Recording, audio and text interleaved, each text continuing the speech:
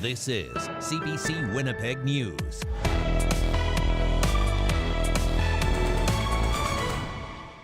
Good evening. Thanks for joining us. Donald Trump has won the presidential election, completing a stunning political comeback. We'll have more on that story later in the show and its impact here. But first, we check in with our neighbors to the direct south in North Dakota, where Trump increased his share of the vote from his last two presidential runs. For more, we're joined by CBC's Ian Fraze, who's in downtown Fargo. Ian, what do Republicans in North Dakota like about their president-elect?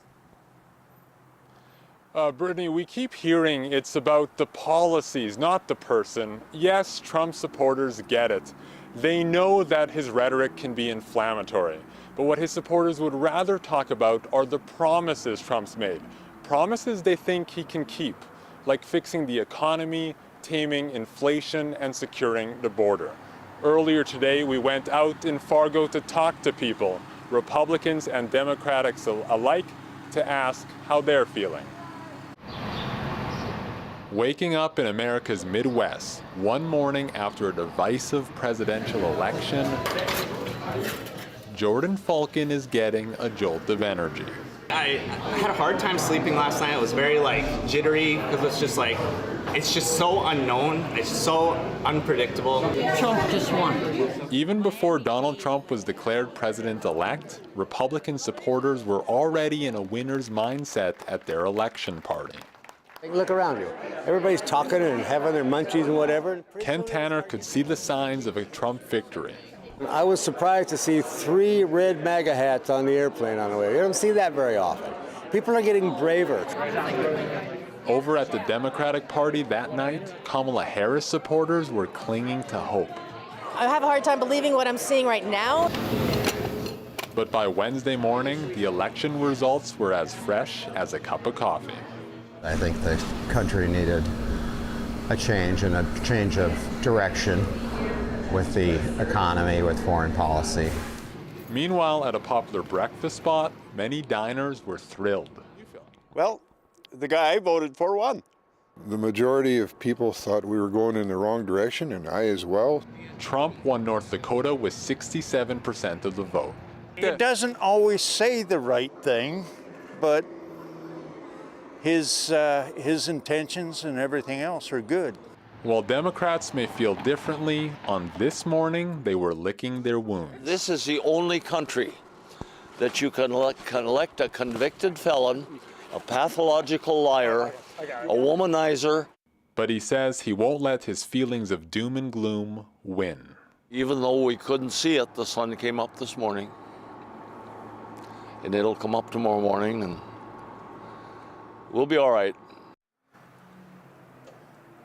How a Trump presidency will impact Manitoba remains to be seen, but people are worried that Trump will follow through on his promise to slap a 10% tariff on all imports. If that happens, experts say the impact to the economy in Manitoba and in Canada would be devastating. Brittany. All right, thank you. That's CBC's Ian Fraze in Fargo. And we'll have more on those potential tariffs Ian is talking about coming up a little later in the show. We'll hear reaction from Manitoba's premier to Trump's win in about 10 minutes. Going to the dentist can be a costly affair, and for those who can't afford it, it often means not getting the care they need, which can have lasting impacts. But for decades, there's one spot that has been helping to change that, a clinic that now has a fresh face, much like the one it provides for kids in need of dental services. CBC's Zubina Ahmed reports. This is a newly renovated Smile Plus dental clinic at McCrae School.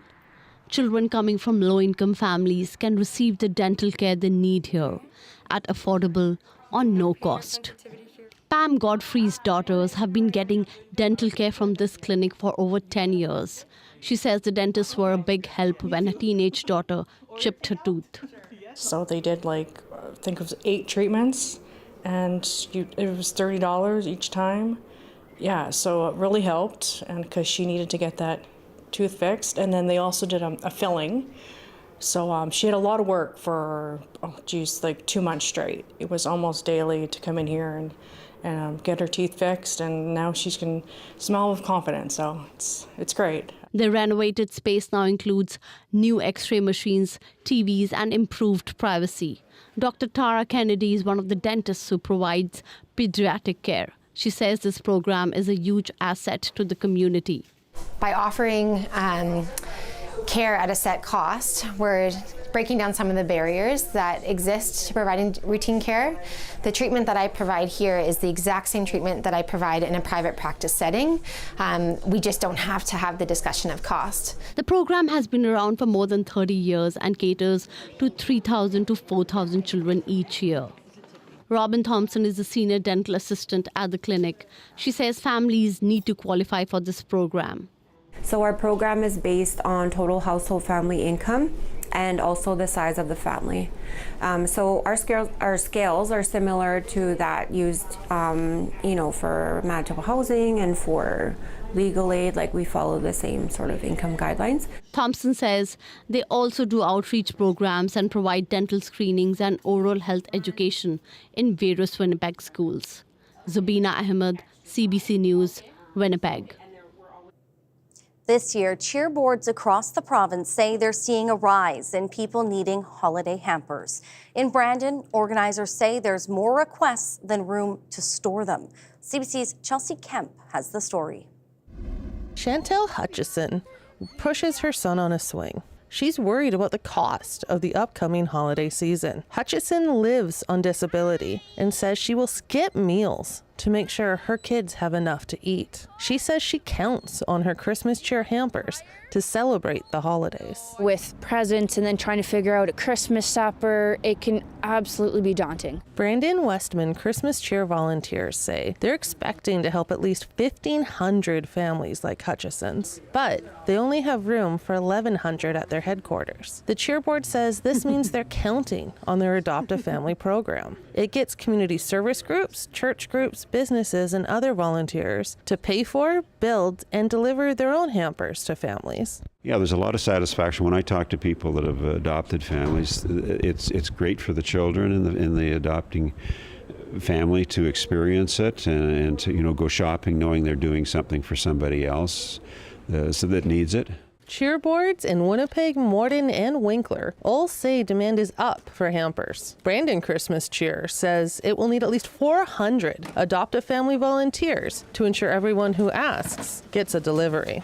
It has been extremely helpful because it's so expensive to do holiday suppers, and it has been astronomically helpful. Hutchison has relied on the hampers for the last 8 years. She understands that people need extra help because life keeps getting more expensive. Chelsea Kemp, CBC News, Brandon. One person is dead after a collision on Highway 59 involving 19 vehicles.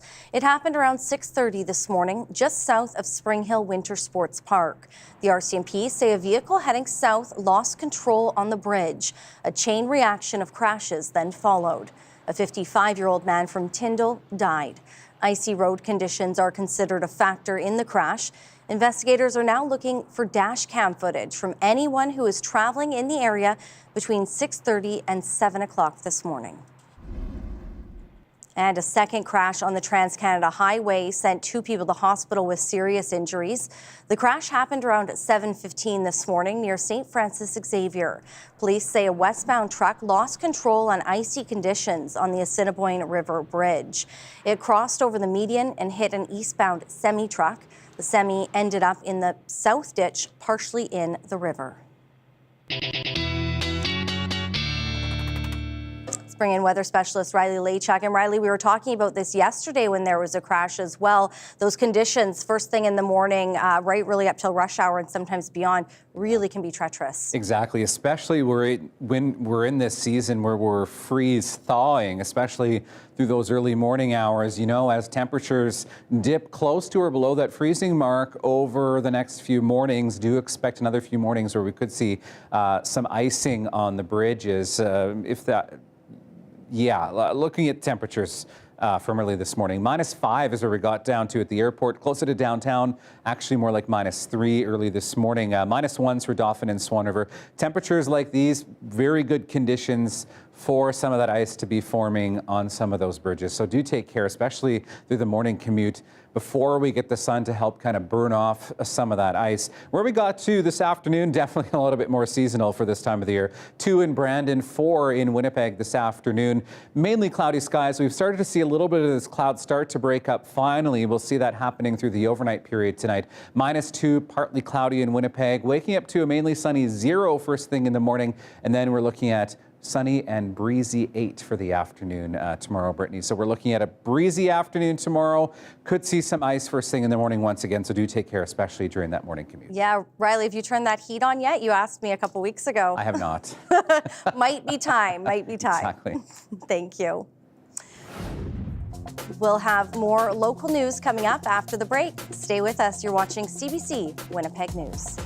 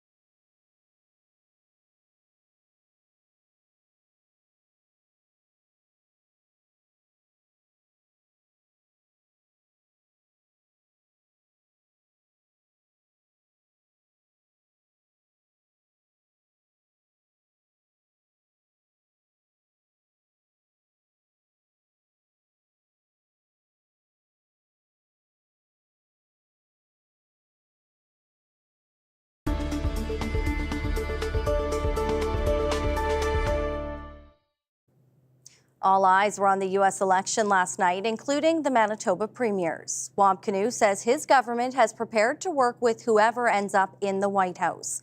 CBC's Gavin Axelrod joins us live in the newsroom. And Gavin, what else did the premier have to say?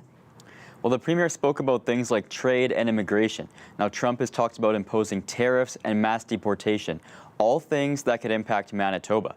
Canoe says Manitoba is committed to having a strong border, but also welcomes people from all over the world. And he says trade with Manitoba is in America's best interest. Meaning ensuring that goods can flow both ways, in the manufacturing sector, in the ag sector, in the energy industry, but also with those defense sector considerations in mind. So what did the premier say about the future of Canada's relationship with the U.S. following the election? Well, he says no other country in the world can compete with Canada because we're America's closest ally. And he says Manitoba is an attractive trade partner no matter who's in the White House. And Manitoba has what America needs. We have minerals, we have energy, we have a manufacturing sector that's very, very strong.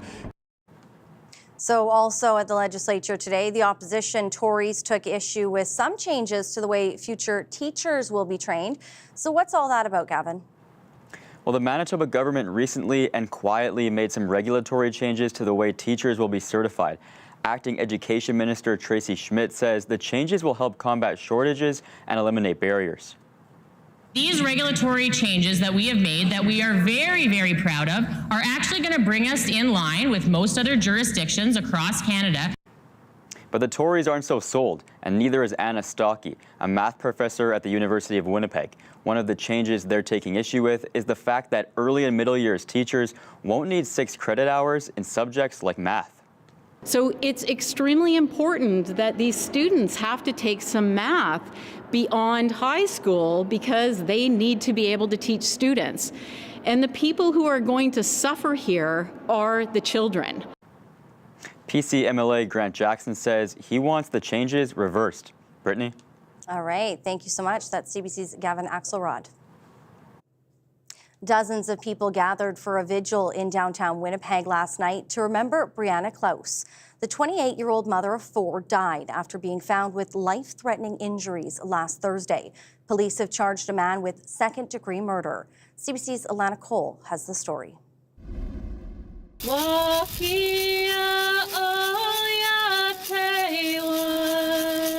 Together in heartache, sharing memories of the woman they knew and loved, people gathered to remember Brianna Clowes. She was a beautiful person.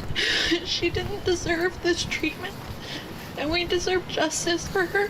Winnipeg police say the 28-year-old was found last Thursday north of Portage Place Mall in the 100 block of the Promenade. She had life-threatening injuries and was later pronounced dead in hospital. Clowes was a mother of 4, her youngest just a year old, her oldest 11. Cassandra Flett is his paternal aunt. She was generous. She had such a love for her children as well too, and for people who in her life, and she cared very deeply, and we want her memory to be remembered that way, and her cheeky smile that she always had and the glint in her eyes, and I see that in her son every day, you know, and the teasing nature, and it's definitely something that we're going to miss. Winnipeg police arrested 32-year-old Ryan John Kennedy. He's been charged with second-degree murder. Police say they knew each other, but didn't say how. I just hope she will be remembered for the person that she is and not for what has happened here. Shauna Clowes says her sister had worked as a healthcare aide, that she was a beautiful person with a kind soul. And now she's left to cherish memories. Laughing, going to the beach together, hanging out, even just at home. The simple things now are so important to me. So is finding out exactly what happened to her sister, as she hopes for justice. Alana Cole, CBC News, Winnipeg. The Winnipeg Blue Bombers are preparing for one of the biggest games of the season against their biggest rival. They'll take on the Saskatchewan Rough Riders this Saturday in the Western Final in hopes of advancing to the Grey Cup. We're going to do whatever it takes. We're going to have enough plays on the call sheet for Buck to roll through, and in a very short order, we're going to figure out how they're trying to attack us, and we're going to pivot our game plan and our calls to figure out how to attack them back. I mean, it's playoff football. I mean, you got to leave it all out there. I mean, effort every play. I mean, every down. Any chance you get out there to make a play or just push them right around or do your job, you got to do it to 110%. I mean, we got to leave it all out there because, I mean, it's win or go home. They're a hard-nosed football team. You know, they're going to come out and they're going to play physical. They're also well coached. You know, you always learn that playing a team back-to-back, like you said, coming out with some new things. So that's what we're expecting going forward in this game. They're going to play hard and they'll have a new wrinkle for us. We got to figure it out and play hard football.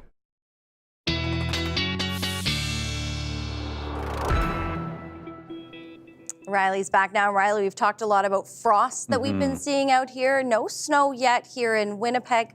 Not the situation for everywhere else. Yeah, no snow for the game. No snow, perfect. But parts of northern Manitoba are getting into some more accumulating snow as we get into the next 24 hours. That's where we'll start. There's a couple of things at play here. So let's start a little bit bigger picture as we take this out into the next couple of days here. So, area of low pressure over the Northwest Territories and northern Saskatchewan. That's what's starting to drive some of this snow as it moves into northern Manitoba through the overnight hours. Tonight, that pushes in, and you can see that main band of snow moving through by the time we get first thing in the morning. And this is not, we'll run some of the numbers in a moment, but I'm not talking about a heavy snow, but certainly you'll notice some of that accumulation first thing in the morning for places like Flin Flon, through Puckatawagan into Lynn Lake. That snow starting in places like Thompson and Norway House first thing in the morning. For the rest of us as southern Manitoba, our skies clear overnight and we're back to a mainly sunny sky, but the winds will drive up, and I'll explain that in a moment. So this area of low pressure moves out through the day. It is competing with an area of high pressure to the southwest of us that will move in, and that sort of sandwich there is really going to drive in some very gusty southwesterly winds as we get into the day tomorrow. So tomorrow, sunny but windy in the south, and you can see by the late afternoon even that snow has pushed for the most part out of northeastern Manitoba, with a few lingering flurries through Shamattawa, for example, as we head into the supper hour. Tomorrow, high pressure moves in for Friday. That clears us out. Maybe a little bit more instability through northern Manitoba. I think that's a fairly slim chance at this point, but we are looking at mostly sunny skies through Friday into Saturday. Winds do die down as we get through Friday into Saturday, but we'll still notice a little bit of a breeze. Mix of sun and cloud for the most part as we head into the weekend for southern Manitoba. Okay, we'll run the numbers on some of the snowfall now. Taking us out 48 hours, general, I'm saying 2 to 4 centimeters for places like Thompson into Lynn Lake. Could get 5 centimeters or more even along the Hudson Bay coast and as far south as Gillam and Shamattawa. What we will feel in the south, though, will be the winds, which we'll take a look at here. First thing Thursday morning, looking at winds southwest, 20 gusting to 40. Could see some gusts even 50, 60 through parts of the Pembina Valley through the morning hours. Those do continue as we get through the rest of the afternoon. 20 gusting 40 again with some gusts through central Manitoba up to that 50, 60 mark tomorrow. So we are looking at some very gusty conditions, and along the Hudson Bay coast even as well, some very gusty conditions as we head through the later part of Thursday and into the day on Friday. Wake up temperatures around the freezing mark for southern Manitoba tomorrow, up to 8 tomorrow, Brittany. And look at this, 12s and 10s for the weekend. Our normal high is 1. Okay, I'll take it. Thanks, Riley. Sounds good. You're welcome. More stories still ahead when we return after this quick break. Stay with us.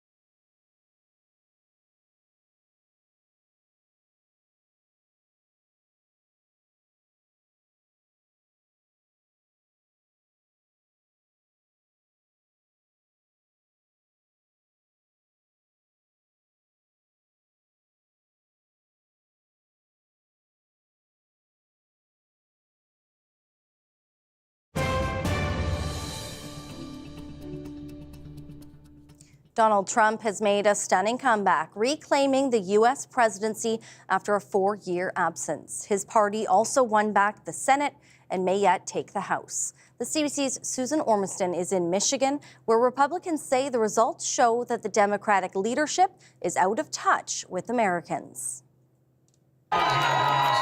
Cheers and tears for Trump's historic comeback.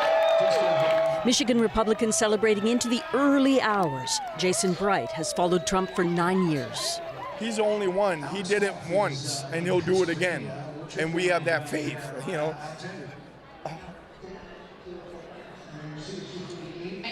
And that's what we've been keeping the faith, you know. And it's just nice to see this right now. Look what happened. Is this crazy? Trump inspired them to vote to take back a country they believe is falling into decline and has moved too far to the left. Michigan's split in a rural-urban divide echoed in many parts of the country. Democrats don't care about middle America. They are the party of the coast, and this Republican Party is painting Michigan red tonight because they actually care about people in the middle part of the country. By putting Americans' prosperity back rightfully where it belongs, in our own country. Trump's message, dark and foreboding for many, was dismissed by his supporters. Oh my gosh, I was giddy. You couldn't believe it. I had people texting me at 3 o'clock in the morning, 2 o'clock in the morning. Jim Vaca's convinced Trump can supercharge the economy at home and solve foreign wars. The first thing that I hope he does is go in there and let's get this war in Ukraine and Russia stopped. Let's get the war in Israel and Gaza stopped. I'm a veteran myself. There's nothing good that comes out of war.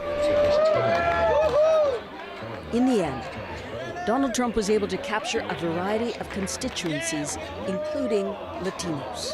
When Trump was in office, we had the best border security ever in the history of this nation. It wasn't perfect, but it was the best one.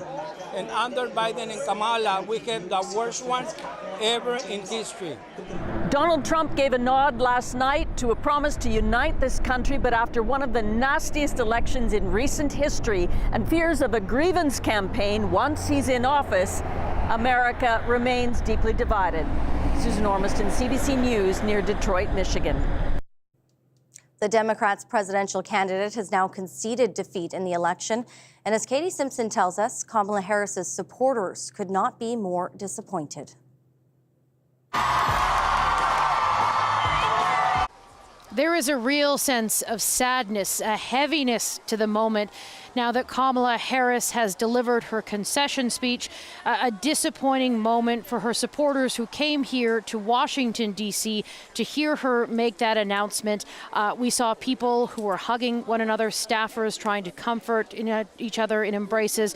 We saw people crying, some sobbing. One woman we saw was crying so hard that tears actually streaked her shirt.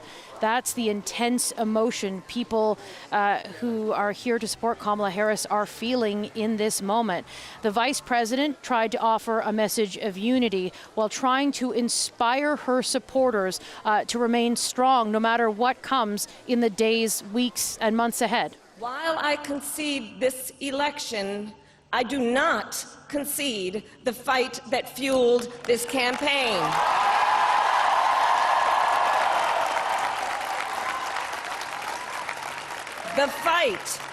The fight for freedom, for opportunity, for fairness, and the dignity of all people. A fight for the ideals at the heart of our nation, the ideals that reflect America at our best. That is a fight I will never give up. Kamala Harris spoke with President-elect Donald Trump earlier today. She conceded in that phone call. She also committed to a peaceful transfer of power. And Joe Biden also spoke with Donald Trump, inviting him to the White House to ensure there is a smooth transition of power when the time comes. Katie Simpson, CBC News, Washington. Prime Minister Justin Trudeau has congratulated Trump on last night's victory. And speaking to reporters today, he struck an optimistic tone on Canada-U.S. relations. I look forward to working with President Trump once again to strengthen North American economic opportunities for the middle class, to grow our economies in ways that make us competitive around the world, to protect North America from the many, many challenges that exist around the world. The world is actually even more difficult and more complicated than it was 4 years ago. And I know that there's lots of work for us to do, and I'm looking forward to do it. On our side, we've been preparing for this. We're looking forward to doing this work. A Trump presidency presents a new set of challenges for the Trudeau government in Canadian-American relations.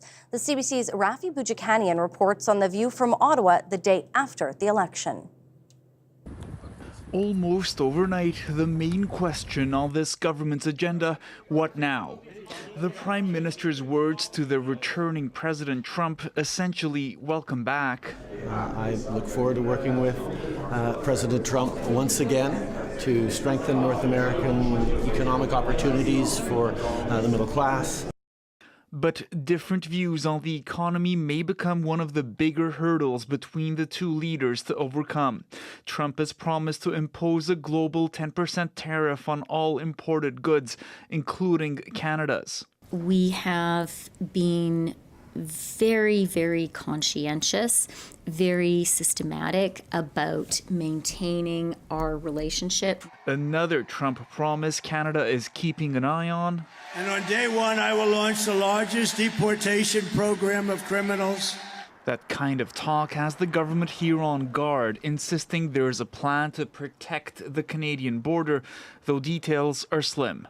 Having an open trading relationship, but a strengthened border is an important part of the context in which Canada and the United States can succeed. The party in power is not the only one watching the change in government south of the border. In a tweet, Conservative leader Pierre Poilievre congratulated Trump too, stating in part, "The U.S. is Canada's best friend and biggest trading partner, and I will work with the president to benefit both countries." He also used the opportunity to attack the Prime Minister. What President Trump must not understand, must actually find kind of humorous, is that while he wants to take jobs from other countries and give them to Americans, he sees here in Canada a prime minister that wants to help him do it. Yeah. Let's review the track record. He brought in a massive tax on energy. Here we see the Conservative leader cherry-picking his numbers. With the countdown on for Canadians heading to the polls no later than next October, which party here benefits from Trump's return to the White House is an open question. Sources tell CBC News Trudeau and his Liberal caucus spent their entire meeting today speaking about the U.S. election results. But the Prime Ministers had to wait to speak with Trump himself, who addressed other world leaders such as India's Narendra Modi and China's Xi Jinping first. Rafi Boudjikanian, CBC News, Ottawa. As you heard, one of Trump's promises is a minimum 10% global tariff. It's a tax that could put on Canadian goods sent to the U.S. Anis Hadari looks at how the administration might affect this country's bottom line. Exports like billions of dollars in Canadian grain could be hit hard by tariffs. Any type of distortion in that trade with our American counterparts will have a direct impact on the 65,000 grain farmers whose livelihoods are all across the country. The soon-to-be, then former president, saying he wants to impose a 10% charge on anything going into the United States. It's just going to cost countries that have been ripping us off for years, like China and many others, in all fairness to China. It's going to just force them to pay us a lot of money, reduce our deficit tremendously. It may not actually work that way. Tariffs are paid by whoever imports something, so buying from Canada would become more expensive. Canadian manufacturers are not going to be in a good space if Trump is going to slap on tariffs across the board. More than just manufacturers, it could affect anything Canada exports to the United States, from agriculture to commodities like steel. That would impact jobs and investment in those sectors, and therefore that would ripple through the Canadian economy. Automotive parts cross the border a lot, and higher tariffs could get passed on to consumers buying cars, though industry reps say past experience hints that isn't a concern for Trump. I don't think he got it, on who pays the tariff, but I don't think he cared. What he knew that by making that threat, we'd come to the table with some concessions. That was the important piece. Stock markets in the United States may be telling us that investors are confident after Election Day, with gains on the Dow Jones and S&P indexes, along with the tech-heavy NASDAQ. Even Bitcoin hit record highs. But closer to home, the Canadian dollar dropped to a 2-year low as the U.S. dollar shot up on the news of President-elect Trump. Anis Haidari, CBC News, Toronto.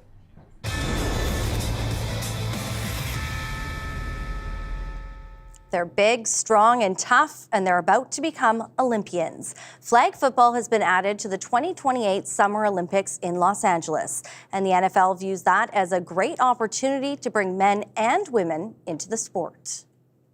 I think flag football is this opportunity not only for girls, which I spoke about, to play, but for more people, for parents who may not have put their sons in tackle. Flag football is an opportunity to play. If you think about internationally how people can experience football, flag football is just so much more accessible. Stephanie Kwok became the NFL's first ever head of flag football. Her goal is to generate interest in the sport at grassroots levels around the world. She feels introducing football to the Summer Games is a step in the right direction. Flag football has been popular with women and girls for decades, and in recent years, it's become a competitive sport in many high schools. Still ahead, it's difficult yet crucial. We dig deep into the conversation on domestic violence as Canada observes Domestic Violence Awareness Month. Stay with us.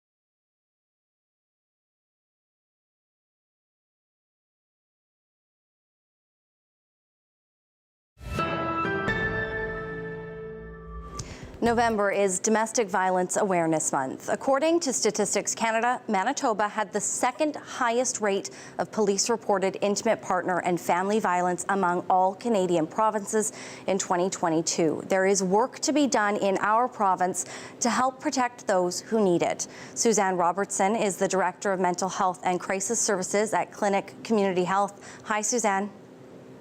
Hi, thanks for having me. Thanks for being here for this important topic. So first I want to start with the problem. When we talk about domestic violence, there is a wide spectrum it encompasses. Can you take us through what we're talking about? Absolutely. Domestic violence takes on many forms, includes intimate partner violence, as you had mentioned, and it spans across all communities. Intimate partner violence is rooted in power and control and can manifest in many forms, including physical, emotional, sexual, financial, and psychological abuse. It can include one or all or a combination of many of those different factors as well.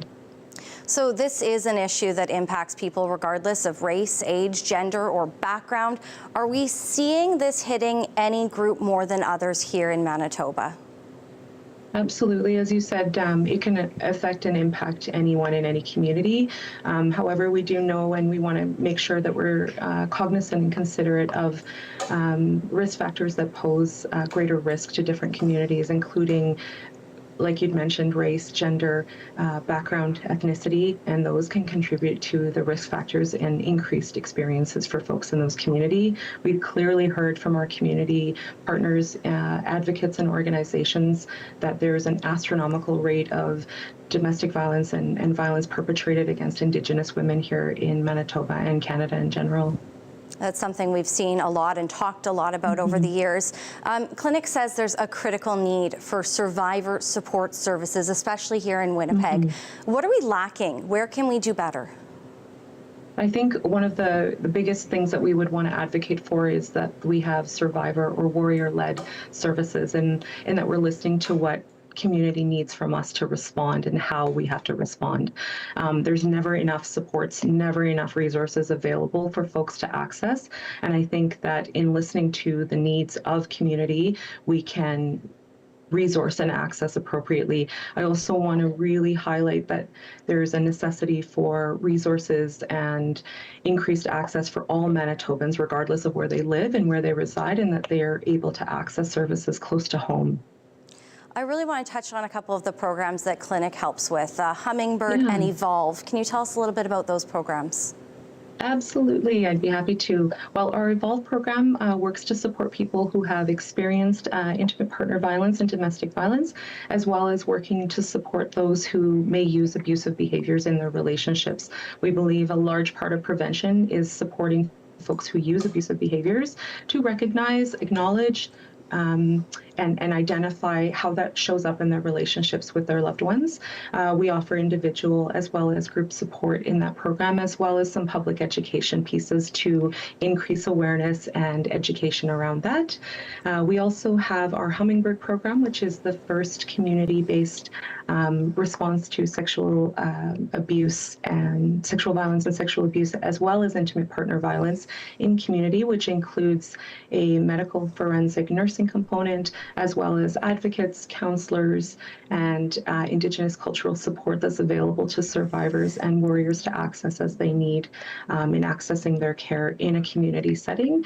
And those programs are available here at Clinic, and as well can be accessed through any one of our 24-hour crisis lines, but we do run an operated 24-hour, 7-day-a-week crisis line that's available for all Manitobans to access for support needs, and also resource connection and guidance wherever folks reside in the province. Suzanne, I love that you use the term warrior instead of survivor. And really quickly here, I only have a little bit of time left. We hear time and time again that so many of these women and people that have been killed had a protection order against the person responsible for their death. How do we stop putting the onus on victims to protect themselves?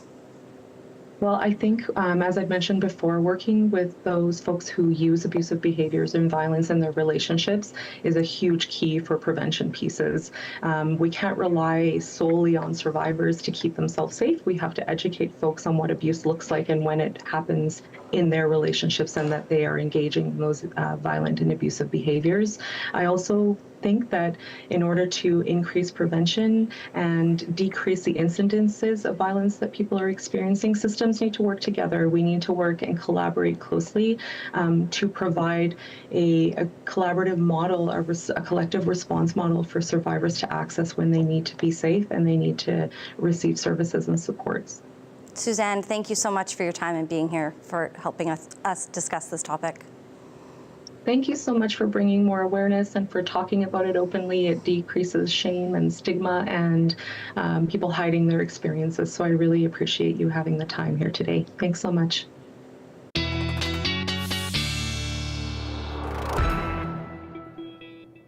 Riley is back now. Riley, I got lazy this morning. I slept in, didn't take the dog for a walk because I looked outside. It felt like it was going to be cold. Yeah, that's accurate. So I don't know, but I feel like I have to take her tomorrow morning. So probably a jacket and maybe a toque. Not as cold tomorrow morning as it was this morning. The recipe for fog is not there into the early morning tomorrow either.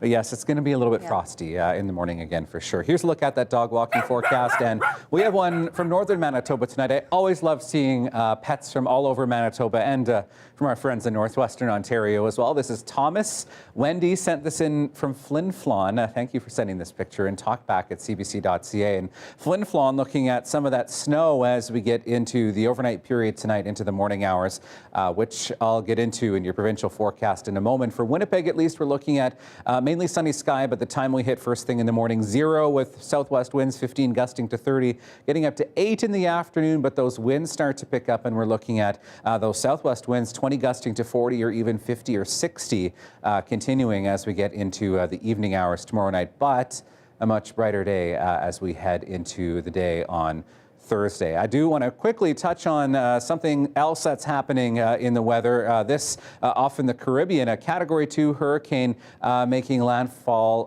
over Cuba through the day today. Right now, with sustained winds at 165 kilometers an hour, and the track has this making itself out into the Gulf of Mexico. So not looking like it'll impact the United States or the Gulf Coast, but we'll see some of the impacts of that potentially into parts of Mexico as we get later into the week and even into the weekend. So our weather here, the upper atmosphere looks like this. We had that trough in the jet stream. Well, that turns into a big ridge as we get later into the week. You can see this ridge in the jet stream here. That's going to allow some of that really warm southerly air to flow into southern Manitoba. And what that is going to do is really drive up our temperatures as we get into the weekend in particular, before falling back to something maybe closer to seasonal by the time we get into next week. Your temperatures tonight look like this: below freezing, still above seasonal for overnight lows to this time of the year, -3s in the west, closer to freezing through the Red River Valley and into northwestern Ontario and northern Manitoba. That's where we get into the snow along the Manitoba-Saskatchewan border, still close to freezing for places like Flin Flon, the Pas, into Thompson, and -4s with some snow moving into Gillam and into Shamattawa. That snow does begin to move out as we get into the day on Thursday. By the time we hit the lunch hour, it's already pushed off into northeastern Manitoba, so places like Shamattawa and Gillam getting some of that as we get into the morning, into the afternoon hours. Tomorrow for the south, bright sunny sky, not a lot of weather to talk about, Brittany. Temperatures close to 10 degrees. Your 7 days on the way. Thank you, Riley. You're welcome. There's a newly minted toonie in circulation, and it's the first of its kind. It's created by a group of Inui artists celebrating the northern culture, waterways, and land of their vast homeland in Canada. Sandra Abma has the story. It was an occasion of Inuit culture. Drum songs and throat singers performed by youngsters and elders, captured by students on their cell phones. The unveiling of a new $2 coin, designed by Inuit artists, celebrating the myth, the land, and water of their northern homeland, Inuit Nunangat. I've never held one just before today. Graphic artist Tumas Magiot was excited to finally get his hands on this brand new piece of metal, which he helped design. It has a sea blue center, swimming with spirits and whales, walrus, and Arctic char. This represents our belief, our core belief, how we grew up, our perspective on how we should live in the nature. and our closeness to the waters. And I'm happy to share things from the Inui culture, Inui stories, and this will be one of them. Why we have a community and how we care for our community is wrapped up and enveloped within our storytelling. Natan Obed is the president of ITK, the national voice for Inuit communities in Canada. He's proud that a work of Inuit art will find its way into Canadians' pockets. First and foremost, it is that we see ourselves within day-to-day life in Canada. So I could be at a Tim Hortons in Belleville and get change back and see an Inuit Nunangat coin. Sandra Abma, CBC News, Ottawa. It's a lunch staple enjoyed across the country, and now it's the star of its very own cookbook. The story coming up straight ahead.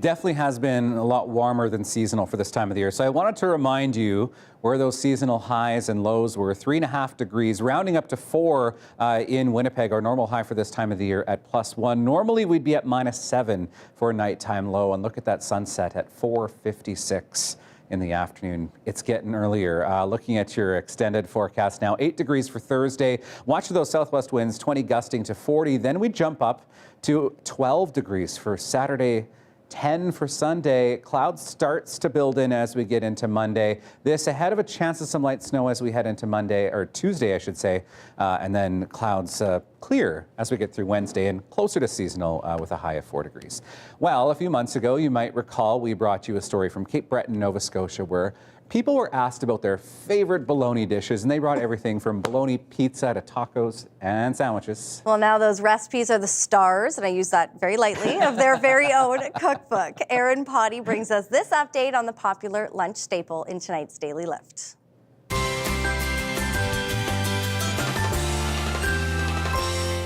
It all started with a summertime contest known as Baloney Bonanza. 3 Cape Breton pharmacies asked customers to submit their favorite Baloney recipes for a chance to win a year's supply of the beloved deli meat. Now those entries have been compiled into a fundraising cookbook. It's Full of Baloney is not only the concept of the book, but it is also very relatable for Cape Bretoners, and it's a common expression that you hear around here. So a lot of people start with a good laugh, and then it's kind of that heartwarming, fuzzy feeling when you buy a book because you know that you're making an impact directly here in our communities. More than 100 recipes were submitted to the PharmaSafe promotion. Organizers whittled them down to just 33 dishes. Baloney stew, hands down my favorite recipe in the book, which really threw me off. I did not expect to like it, but I could not get enough. And I made it a little bit on the heartier side, and it was very filling, so flavorful, and it will be one that makes another occurrence in my household. All proceeds for the book support local food banks in Sydney and Glace Bay, and about 100 copies have already been sold. Erin Potty, CBC News, Glace Bay. I might not love Baloney, but I love the name and I love the cause. I love the cause, yeah. The name is great. And I think I saw in there Baloney breakfast burritos. There was a recipe. So maybe. You know, it's a very universal food. I know a lot of folks on the prairies love it. Right, if you have a recipe, send it to us. Maybe Riley will try it. We'll try it. Have a wonderful evening. Stay warm. We'll see you back here tomorrow.